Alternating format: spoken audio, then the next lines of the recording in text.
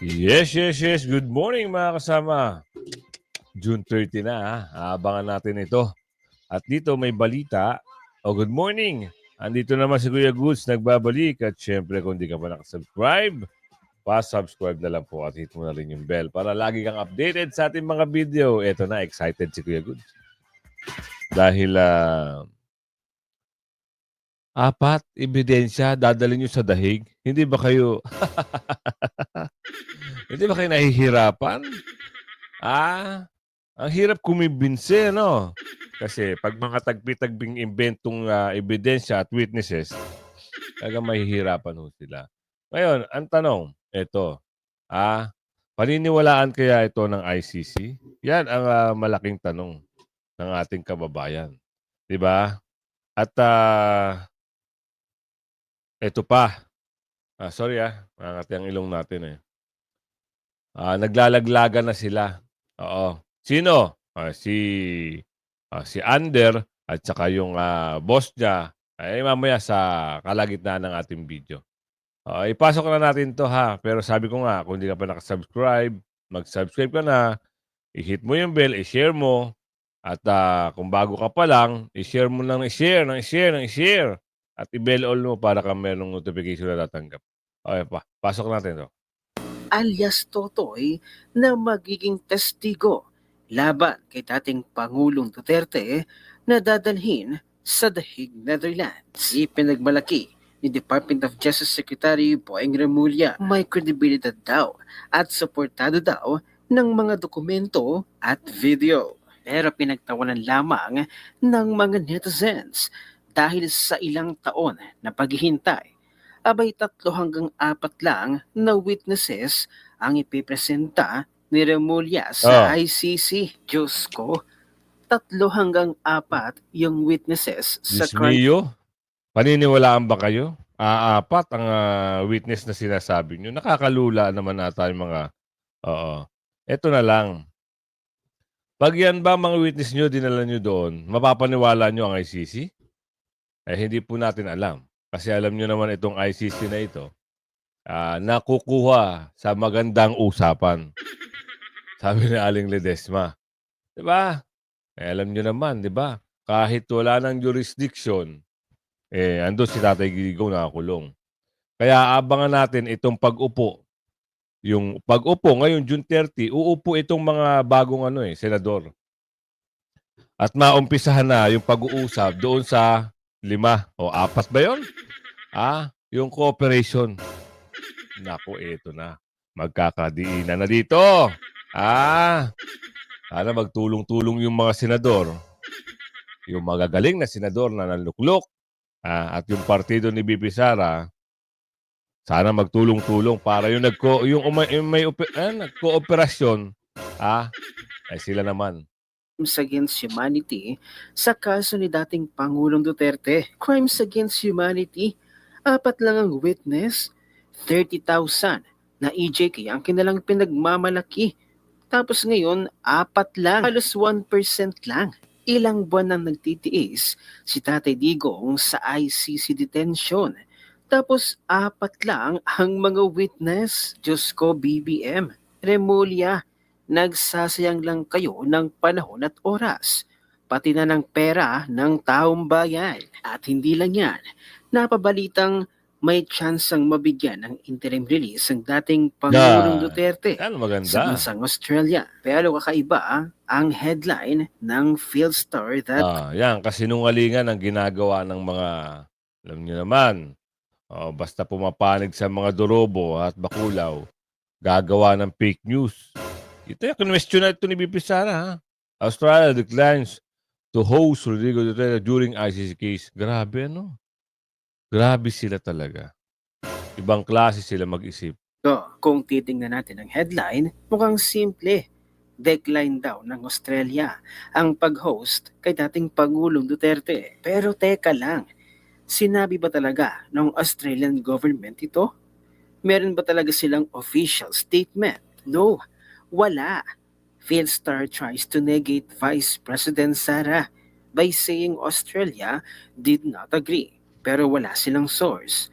So saan nang gagaling yung Philstar learned nila? Imagination, secret sources na hindi naman nila sinasabi. Basta daw Australia is not even considering it, though no official has confirmed nor denied anything. Again, ano ang ibig sabihin ng Philstar learned? Walang source kasi hindi man lang nila sinasabi na may insider sila na nagsabi, nalaman lang nila. Ano yon? May psychic ability sila? Who is speaking for Australia when they say Australia sees? Walang quote from the spokesperson, walang quote from foreign ministry. Paano yan nakalusot sa editor nila? Ganyan na ba ang Philstar ngayon? Mayroon silang sinabing something as though it is a fact pero hindi naman ito verifiable. And Di ba? Yan ang mga kasinungalingan. Para lang masiraan, at itanggi na walang tatanggap kay Tatay Digong. Isang malaking kalokohan, walang tatanggap sa magaling na presidente ng Pilipinas. Bukod tanging magaling na presidente ng Pilipinas, walang tatanggap. Isang malaking kalokohan yan, ha. Huwag niyo na kaming lokohin. Kaya naglalaglagan na dito, eto na. Pag-uusap dito Kayo na hong bahalang humusga kung sino ang naglalaglag sa kanyang boss, ha? Pangulo sinabi ni Marcos na hindi na raw niya ipinagpapabukas ang kanyang trabaho, mga dapat tapusin, at pagdesisyonan. Normal na haba ng tulog na aniya ay 5 oras. Bago nito, si Marcos ay sinabing hindi natutulog pati ang kanyang mga gabinete. Noong Pebrero, inamin ni Pangulong Bongbong Marcos na halos hindi na sila makatulog dahil sa dami ng kanilang ginagawa. Sa kanyang talumpati hinikayat rin ni Marcos ang taong bayan na huwag mahiyang lumapit sa kanilang mga LGU at pati na rin sa mga nasa Malacanang. Huwag kayong mahihiya kapag kayo'y may pangangailangan, sabihan ninyo itong ating mga LGUs, ang ating mga kalihim ay hindi na natutulog. Alam ko po yan dahil ako rin, hindi na po ako natutulog. Samantala, ayon kay PCOU Sec Claire Castro, maagang gumising ang Pangulo upang magtrabaho sa Tarlac at hindi upang magbakasyon. Nako, Kaya naman palaisipan ka palaisipan talaga. Bakit? May naghahanap nasaan daw yung nung bumabagyo. Nagbaha. Saan ba yun? Sa Maynila. Nasaan daw ang ang amo.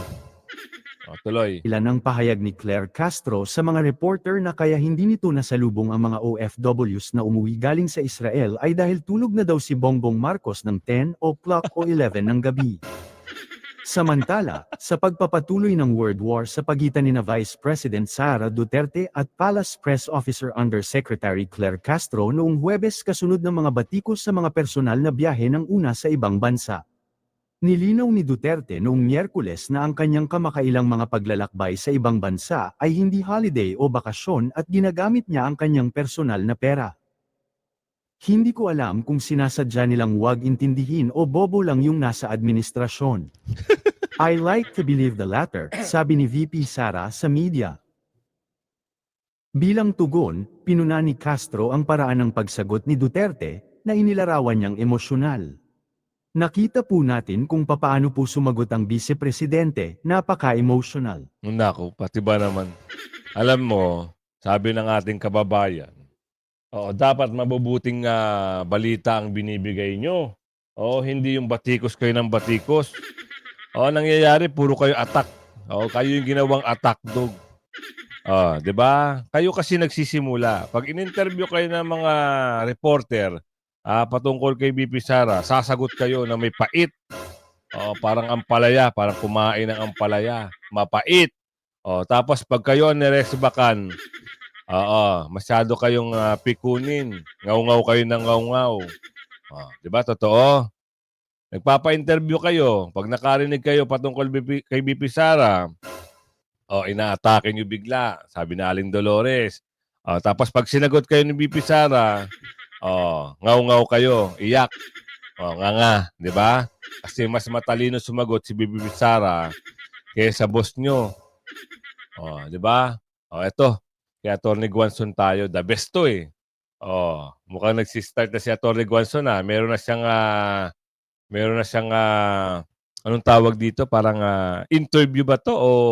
Kayo na hong bahala Napanood ko lang din ito Kaya bigyan natin ng reaksyon. Last minute, actually, meron akong ka-meeting ngayon, I moved in. She said to give you an honest review. Yeah. Are you ready to be heard? Oh, DDS na. Confirm na to si Atty. Guanzon na side na ng DDS. Pag ito naging spokesperson ng OBP, naku, bardagulan. Alam mo yung under, alam niyo yung under. Pag ito nakaharap ng under, sigurado, matatameme yung under. Kasi napakagaling. May boses, magaling na abogado. Oo, hindi abogaga, ha. Magaling na abogado. Pag ito tinapat doon sa under, laging supalpal yung under. Oo, malamang sa malamang. Talagang bardagulan na makikita natin. Sa tingin nyo mga kasama, survey tayo. Ano sa palagay nyo dito kung halimbawa maging spokesperson ng OBP ito si Atty. Guanzon, ano ang sa palagay nyo? Maganda ba? Pwede bang ipambardagulan sa under? Yes, as early. I have to hurt your feelings. Kasi otherwise, you will go home, you will not think of me. But if I hurt your feelings, don't think of me. Saan to? Kahit ano?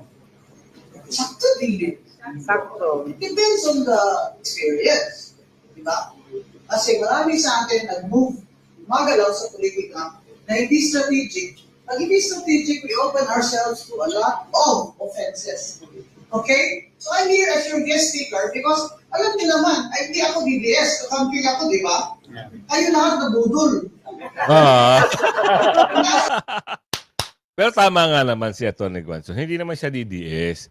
Kaya, nung panahon na kampanyahan dito sa Uniteam, against siya kay kay Bungit-Ngit eh. Kaya lagi niyang binibira itong si Bungit-Ngit. Totoo. Aminado naman tayo eh. Nabudol tayo. Kaya sabi niya, hindi ako DDS. Kayo nabudol. O, tama nga naman. Pero ngayon, eto na siya. Palagay ko hindi na tayo mabubudol. Saan ka may nabudol? Kaya, Ikaw, hindi ka nabudol, ha? Papaya mga nabudol. Tapos kamay, ha? Super budol. Sinabi ko na sa inyo. Mga. totoo. Sinuko niyo pa rin. Budol. Anak ba? Tama. Anyway, we are here now. Kanya, I know that your objective really is to create and propagate a movement.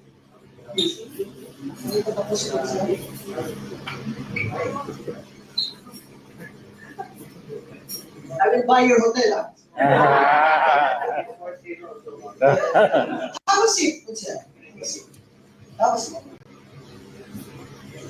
I have to tell you that when you already created a movement. It's ready-made, di ba?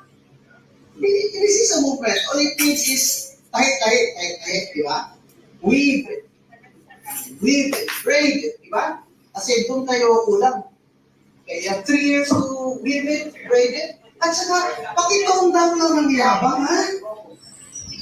I told you, Wendell, I will speak to you, but I'll hurt your feelings because these are the things that ito yung mga mistakes natin. Pag feeling natin na tayo'y panalo, content na si Jimmy. Naka-10 million ka, di ba? Wala ka naman pera, di ba? Mas marami akong pera sa iyo, ba't ako talo? Hindi ang Italy's time. In other words, ito yung mga lessons na kita ko, ha? Ako, whether you like me or not, I don't give a damn. Diba? One is, very high ang popularity. Pero, hindi ko alam kung ka-level ang strategy. So you think about that. If you're taking notes. Popularity, strategy. Sa movement, ang popularity is half of the victory. So wala ka ng problema doon because according to surveys, top, very popular ang kandidato. Big tayo, If you keep on saying DDS, Confederation, wala nang magdagdag sa inyo. You're not gonna have people like Rafael, who are just quiet, they're business people, they don't really come out. Palagay mo, kung ilagay mo BTS dyan, magpa-member ako. Yung brother ko, pa-member, hindi. So, ilagay mo lang dyan. Sarah All, Movement for Good Governance. Yun, may maganda ha. Sana all. 'Di ba? Pwede. Oh, 'di ba? Kasi nga naman si BP Sara ang tatakbo. Sana all. Oh, yung mga kandidato ni BP Sara sa 2028, ito na. Mukhang meron ng mga pag-uusap pa.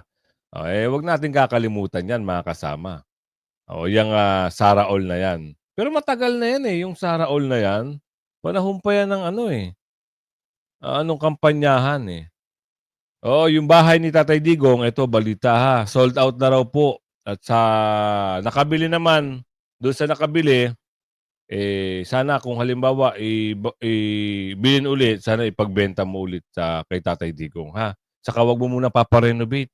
Oo, ang gawin mo muna, hintayin mo muna makabalik si Tatay Digong. O tuloy. Rodrigo Duterte's house in Davao City is now up for sale. His longtime partner Hanilet Avancenia confirmed this during a radio interview on Saturday. She said that the property located inside Doña Luisa Phase 1 in the Matina district has been vacant since Duterte was arrested in March and flown to The Hague to face trial for crimes against humanity over his bloody anti-drug campaign. Avancenia said it has been difficult to return to the house and that Duterte's lawyers advised her to install security cameras, including in private areas. Photos online show a house and lot for sale sign posted on the gate with a contact number for potential buyers. After Duterte's arrest, the house became a site for vigils, with supporters visiting and taking photos next to a standee of the former president. During his term, Duterte frequently stayed at the house when visiting Davao, choosing it over hotels despite security risks. In 2017, he gave then Japanese Prime Minister Shinzo Abe a tour of the house. Nagkakaroon na ako ng idea, mga kasama. Kung sakasakali, kasi Japan, nababanggit, Australia, nababanggit, tapos siniraan, hindi raw tatanggapin si Tatay Digong. Keep quiet muna tayo. Pero nagkakaroon ako ng idea, kung halimbawa ma-release, makuha yung interim release ni Tatay Digong, wait, there's more na lang. Kaya maganda sa maganda, alamin natin yung konkretong mga balita. At nakaka-insulto ang pagbigay ng ICC investigation sa kaso. Naku. Kaya matapang, buti na lang matapang ang ating BP. At hindi siya nagpapatalo dito sa mga durobo. Alam niyo naman, ang hirap dito meron naman banat doon, kongkong, orte, buko, sa banat. Naku, ang hirap. Kongkong. Nanalo pala ito si Kongkong. Banat ni BP. Kasi meron kasing balita, di ba? Wala naman palang ebidensya. Di ba kay Tatay Digong? Bakit nila talagang pinilit papuntahin sa dahig? Kinwestiyon ni Vice President Sara Duterte ang mga naging pahayag ni Justice Secretary Crispin Remulla hinggil sa investigasyon ng International Criminal Court o ICC sa war on drugs ng nakaraang administrasyon.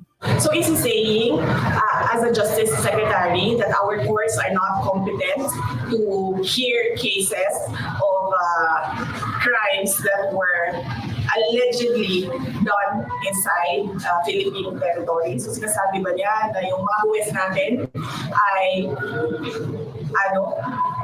walang alam compared to sa huwes ng ICC? Naunang sinabi ni Secretary Remulla na mahirap patunayan ang mga kaso rito dahil sa umano'y pagkawala ng ebidensya at pagtanggi ng mga sangkot na magsalita. Kaya ayon sa kalihip, ay ibinibigay na nila ito sa ICC. Pero hindi aniya ito nangangahulugang balak ng Pilipinas na muling sumali sa Rome Statute na nagtatag sa nasabing hukuman. Ngunit para kay VP Duterte, insulto sa mga Pilipino, Tama. lalo na sa mga hukom ng bansa, ang pagpapasa ng kaso sa isang banyagang jurisdiksyon. Intellectually challenged.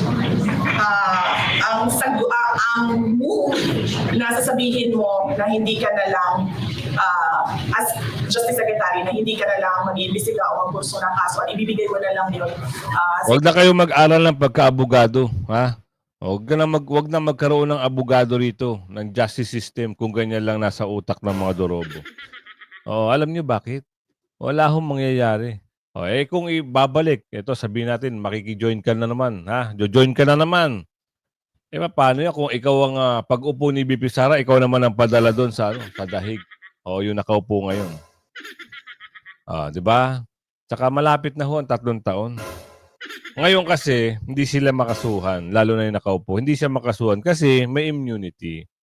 Pero ang sabi nga ng isang abogado, hindi mo siya makakasuhan pero pwede siyang ma-impeach. O sino-sino yung mga pwede magpa-impeach sa kanya? O ikaw pribadong Filipino citizen, pwede. Ang tanong dito, kakatigan ba ng Kongreso o ng mga bakulaw sa Kamara? Hindi. Kasi kakampi nila yan lahat, halos lahat, sabi ni Aling Ledesma. Kakampi nila yan lahat Kaya walang mangyayari kahit sampahan nyo ng impeachment complaint yan. Totoo yan. Isang foreign jurisdiction. Nakaka-insulto yun as a Filipino. Lalo-lalo na sa mga buwis natin, sa judges natin. Nakaka-insulto siya. Dagdag pa ng pangalawang Pangulo, tila walang konkretong plano ang administrasyon para sa mga Pilipinong apektado sa Israel-Iran conflict. Ngunit mayroong plano para sa mga testigo laban sa kalaban sa politika. Ito'y matapos pagbigyan ng Department of Justice ang hiling ng International Criminal Court na proteksyon para sa mga testigo sa war on drugs. Pag sa kanila, pabor na pabor. Pag yung interim release ni Tatay Digong, kinu-question nila. O yung witness, na pinaniwala nila na 30,000, ngayon 4 na lang. Pinapaboran pa. Samantalang yung nag-peaceful rally dyan sa harap ng detention center, kita nyo naman sa dami, hindi lang dyan sa dahig, iba't ibang bansa, kahit nakikita na ng ICC, nagbubulag-bulagan, nagbibingi-bingihan. Bakit? Sabi ni Aling Marie, doon daw sila kumikita. Di ba? Saklap. This is an example, again, of scapegoating. Nakita mo, wala silang plano para sa mga tao na nadidelikado yung buhay sa loob ng Middle East. Tama. Pero may plano sila para sa mga witnesses kuno na kaso na kalaban nila sa politika. Para kay Vice President Tuloy. Duterte, political scapegoating ang ginagawa ng kasalukuyang administrasyon kung saan kapag wala umanong nangyayari sa administrasyon, ang kanilang solusyon ay ituro ang sisi sa ibang tao. Tama. Jed Neresina. Tama. Ganun ang nangyayari. Buti na lang, pinakamagandang debunk kay Clara. Sa usapin ng pinaparatangan utang ng Tatay Digong, Diyos mio naman. Hindi niyo ba nakita yung serbisyo na binigay ng Pangulo, dating Pangulo? Kahit may pandemic, tuloy-tuloy ang proyekto. Wala kang nakikitang bahid ng korupsyon. Ang ganda. At saka walang ganto. Walang usaping ganto. Kasi nangyayari ngayon dito, usaping politika, papabagsakin ng Duterte, lalo na si VP Sara. Tapos, sila may kagustuhan kung sinong gusto lang ihalal. Hindi pwede. Nakaw dito, nakaw doon. Ubus dito, ubus doon. Benta rito, benta roon. Ganon. Ganon ang ginagawa nito mga ito. Ano naman yon, Nante? Ano kaya yung debunk, Tingnan natin kung ano mangyayari dito. Communications Under Secretary Claire Castro ang mga pahayag ni Vice President Sara Duterte tungkol sa utang ng bansa. Yan. Pagsisisi niyang makatandem si Pangulong Bongbong Marcos at pagpuna niya sa performance ng Pangulo. Ang sagot ni Claire Castro ay isang gawa-gawa niyang matalinhagang salita, na ang hindi raw lumingon sa pinanggalingan ay hindi malalaman ang katotohanan. Tatandaan din po natin ang administrasyon ni dating Pangulong Duterte ang naitalang may pinakamataas na naging utang na umabot ng 12.79 trillion pesos as of June 2022. Ang solong utang po ng administrasyong Duterte ay umaabot po sa 6.84 trillion pesos as of June 2022, saad niya sa press briefing nitong Lunes. Pinahayag ni Duterte ang pagkadismaya niya sa administrasyon sa pagharap niya sa mga OFW sa Melbourne, Australia nitong linggo. Paulit-ulit ang kanyang isyu. Wala na po yatang bago dati niya po sinabi yan na nagsisisi siya. Pero talagang ganyan po siguro ang mangyayari dahil ang Pangulo po ang nais na mga makakasama niya sa kanyang administrasyon ay nagtratrabaho at mabilis umaksyon, dagdag ni Castro. Matatandaang, sa kanyang pagdalo sa Free Duterte Now, rally na ginanap sa Melbourne, Australia noong linggo, June, 22, kinwestiyon ni Vice President Sara Duterte kung bakit umabot na sa 16 trillion pesos ang kabuuang utang ng Pilipinas. Nasaan ang inutang? Kasi dapat pag nag-utang ka, may nakikita ka. Dagdag pa niya bilang pagpuna na hindi umano nakikita ang mga proyekto sa kabila ng malaking utang ng bansa. So, ito na nga ang tanong, ano ang pagkakaibang utang ni FPRRD at ni Marcos? Ito Umano lang. ito ng iba't Ito ibang sagot natin. Umutang si Tatay Digong noon para sa pagsasaayos, infra. Bukod doon, sumabay ito si pandemic. Nung sumabay si pandemic, parang doon na masyadong lumaki, no? Dahil nga, mas marami tayong kinangailangan na vaccine. Bukod doon, yung mga OFW na na-repatriate at kinwarantin. At bukod doon, yung ayuda na binigay ng gobyerno sa ating kababayan na hina-house to house. At hindi naman nawawala yung proyekto, dire-diretso. Yung mga, nasimula yung subway, LRT extension, from Baclaran to Nyog, yung mga widening, yung mga, mga tulay, marami. Tsaka yung mga magandang nagawa. Malaki ang pinagkakaiba. Sa totoo naman talaga Kaya wag na kayong magpaka-impokrito. Pag pinagkumpara mo yung administrasyon ngayon sa noon, malaki ang difference. Utang ang pag-uusap. Utang. Nangutang si Tatay Digong, gagamitin sa ating kababayan. Utang ang pag-uusap. Nangutang sila, hindi natin alam kung saan ginamit. Yun ang malaking difference. At depensa mula sa magkabilang taga-suporta. Magkagayunman, nasa mata pa rin ng mga Pilipino ang kasagutan, umutang ang Duterte administration, may nakikita naman daw sila tulad ng build, may pandemic pa na halos lahat ng pondo ng bansa doon napunta. Tama. At ang mga anti-Duterte pa nga ang naunang pumila sa bakuna, nariyan pa ang gyera sa Marawi kasama ang rehabilitation nito. Ang inutang ni Marcos saan napunta? Di lang umutang, may ilang ahensya pa ng gobyerno ang kinuhanan ng pondo tulad ng PhilHealth, SSS at marami pang iba. Yan ang katunayan. Nagbenta pa ng ginto, 'di ba? Kawawa yung mga senior Yung sa SSS, kawawa. Yung member ng PhilHealth. Oo, yung mga membro na nagbabayad ng mga contribution nila. Ngayon walang pera. Pinababalik, hindi raw pwede, wala pa raw pera. Sa 2026 pa raw. Doon ata kukunin yung budget. Kasi yung kinuha dito sa PhilHealth, wala na siguro, di umano. Baka nasa magandang kamay na.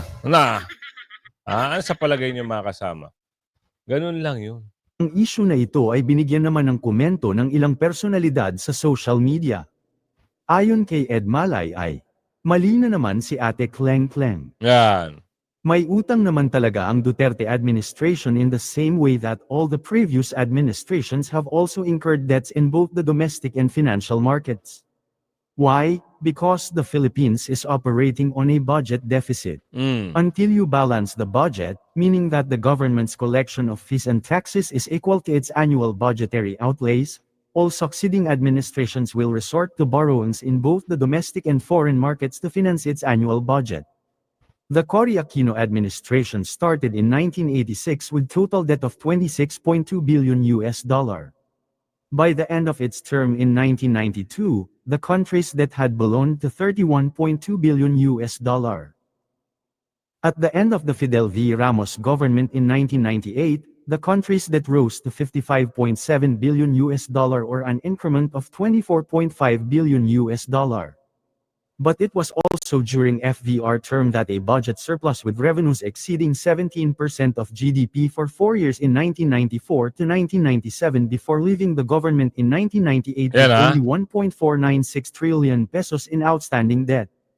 Joseph Estrada's term from 1998 to 2001 saw the GDP growing at an average of 3.5% per year, and so is the government's debt during his term.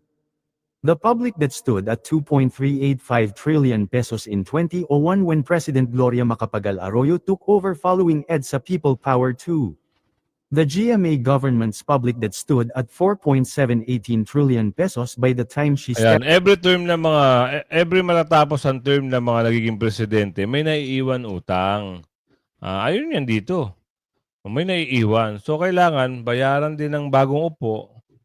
Tapos, siyempre, yung may mga proyekto ang bagong umupo, kailangan umutang. Ang tanong dito, ngayon, ano na naman ang problema? Mas malaki ngayon ang problema. Mas malaki ngayon ang utang. Walang proyekto. Kung umabot ka sa video natin ito, sabi mo saan lugar ka at shoutout sa'yo ng bonggang-bongga. At like and share ng video hanggang sa muli. Bye-bye!